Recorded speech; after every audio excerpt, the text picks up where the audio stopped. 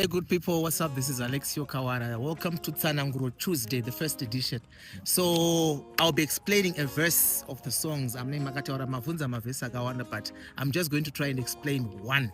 So, this is a verse nonzi nzizipa dzinoyerera nemarara pasiposara nejecha newerambo wakupara zvino ungazive sei ungati matema nei kuziva masango hakukuuraye mukupera kwazvose kuseri kwemakore kuchabuda zuva parinobuda iwewe shine now.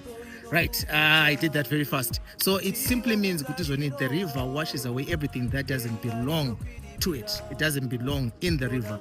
So life is like that. As we are persevering, the real person is being made or is being perfected.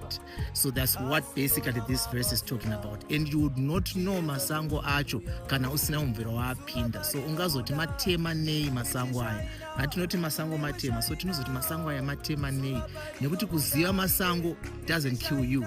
So basically that's what I'm talking about. And the words that people don't understand there is ungati matema nei kuseri kwemakore nekuchabuda zuva parinobuda iwewe. Tsananguro Tuesday.